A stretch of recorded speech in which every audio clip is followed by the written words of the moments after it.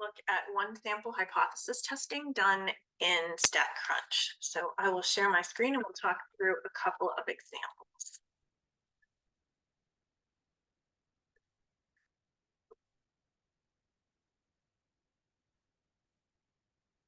Okay, first example let's look at is using the heights of the students in this class. I would like to see if I can claim that HAC students are shorter on average than the world population. So we know that in the world, the average height is 66.5 inches. So let's go ahead and go to stats and T-stats, one sample with data, because I have the data. If you do not have the data and you just know what the mean is, what the standard deviation is, then you would choose with summary. But we have the data, so we'll choose with data. Select our column where the data is located and set up our hypotheses. So the null hypothesis would be that the mean height of HAC students is the same as it is for the world, which is 66.5 inches.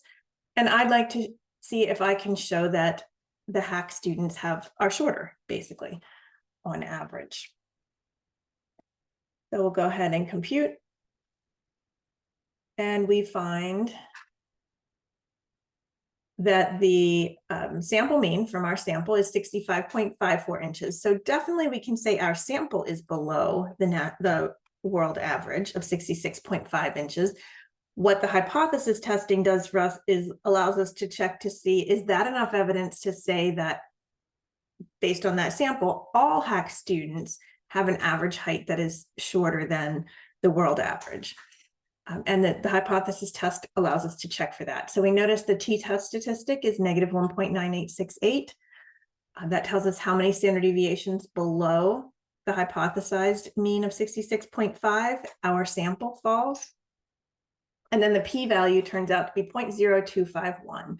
So if we're using the standard significance level of 5%, we would be able to reject the null hypothesis and say that HAC students are on average shorter than the world population. Now, of course, I didn't take a random sample. Our class is heavier on the females than the males, so this is not legit in any way, but it works as an example for us to talk about. So that's how you would do a one sample test of a mean. Let's consider a hypothesis test for proportion. So another one of the questions you had on your survey at the beginning of the semester was how many countries you visited. And it turns out 9 of the 85 survey respondents had not visited any countries outside of the United States. Pew Research has established that about 27% of Americans have not traveled outside of the United States. So let's go ahead and see if our sample from the population of HAC students shows that the HAC students are more likely to have traveled outside of the United States. In other words, the proportion who haven't is smaller than what Pew says for all Americans. So we'll do proportion stats, one sample with summary in this case. How many successes were there? Well, there were 9 out of 85 students who answered the survey. 9 people had not been out of the country out of 85 total respondents.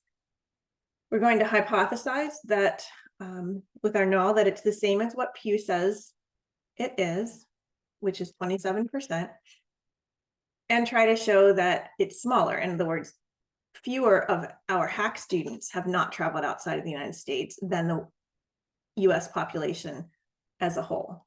So when I show that the proportion is less than 0.27 and go ahead and compute, and we find a sample proportion of 0.1058, so about 11% if we round, of our sample has not been outside of the country. So clearly in our sample, more of the sample has traveled outside of the country than what Pew Research has found for the whole US.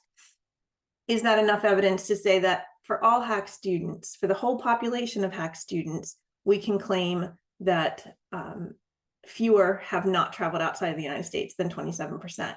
Well, if you look at your z-stat test statistic, the sample proportion is pretty far below the hypothesized 27%, and our p-value is very small, 0.0003. So if this sample were random, which again, it was not, but if it were random, we would have sufficient evidence to conclude that the proportion of HAC students who have not traveled out of the US is smaller than 27%, the national average.